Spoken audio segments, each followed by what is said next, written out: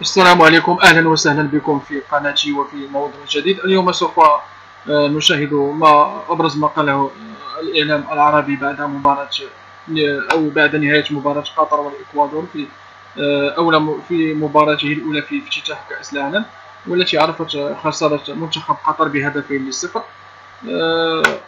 نخليكم مع هذا الفيديو هذا، ما تنساوش الاشتراك في القناة وتفعيل الجرس حتى تتوصلوا بكل جديد، وشكرا وإلى اللقاء. الشيب الذي يتحدث عن تدارك الامور في المباراه المقبله امام السنغال. يوسف سيف ينتظر اداء افضل، الكل ينتظر اداء افضل من منتخب قطر مقارنه بما شاهدنا اليوم. محمد، احنا كنا شاهدين على هذا الجيل من المنتخب القطري. الولاد النهارده منتخب قطر ما قدمش 10% من المستوى الطبيعي، المستوى المتوقع، فانتم مدلعينهم قوي. السلام عليكم سيداتي وسادتي.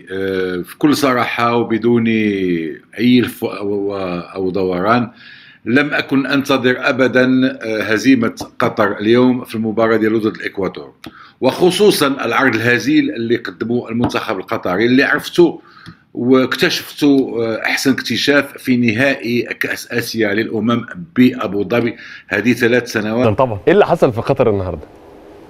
قطر كانت كريمة جدا حتى مع إكوادور. يعني قطر كانت كريمة في الافتتاح. الشعب كله كان مبسوط والدنيا والعالم كله كان مبسوط، فقطر قررت ان هي تزود الكرم بتاعها مع إكوادور، وهم كانوا يستحقوا لانه كان بطل. البطل يتحمل قسوة النقد. النهارده هو اقل من الطموح. ما ينفعش بطل يلعب بخوف. معاك 60,000 متفرج. هذه 3 سنوات ونصف كنتصر على اليابان 3-1، وكنقدم عرض مبهر. وبعد ذلك حاولت نتقرب اكثر للمنتخب، وشفتوا بان هو منتخب مجموع هذه 10 سنوات او 11 سنه، ومع نفس المدرب منذ الصغار في اسباير بالدوحه، وعرفت بان كاين لاعبين ممتازين، هذا واقع. ولكن منذ يعني في كاس العربيه ديجا ما عجبنيش بزاف المنتخب القطري، وبان لي بان ما تقدمش نهائيا، وبقات نفس التشكيله اللي تتلعب منذ كاس اسيا للامم، ولا احد يتغير، وحتى الاحتياطيين ما كاينينش بزاف. وخايف لحد الدقيقه 50. ما فيش ولا هجمه خطيره ولا هجمتين طوال 90 دقيقه. في افضل مستوياته كان يلعب في اوروبا، وكل منتخب برازيل كان يلعب في اوروبا. منتخب الاكوادور اليوم في 4 لاعبين فقط يلعبون في الدوري المحلي.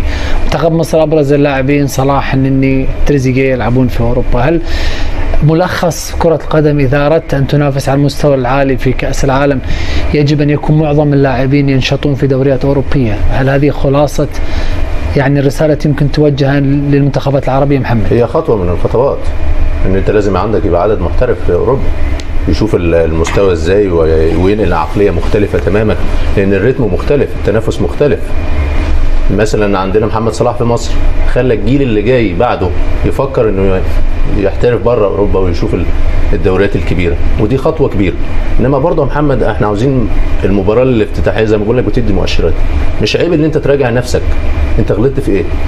هل انت غلطت ان انت تقدمت للمنتخب معسكر طويل 4-5 شهور ومنعتهم عن المباريات الرسميه؟ ممكن.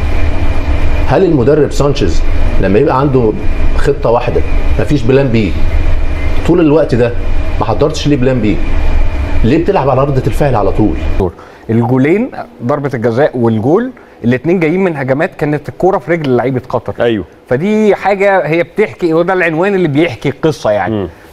بص، هي بصراحه من الاول كانت النقطه الحاسمه هي مباراه الافتتاح بالنسبه لقطر، لان كره القدم هي مش لعبه آلية، هي لعبه مشاعر، لعبه فيها قرارات بتتاخد من عند اللعيبه بناء على خبراتهم وبناء على الاحتكاكات بتاعتهم وعلى قدراتهم وعلى مشاعرهم. ايوه،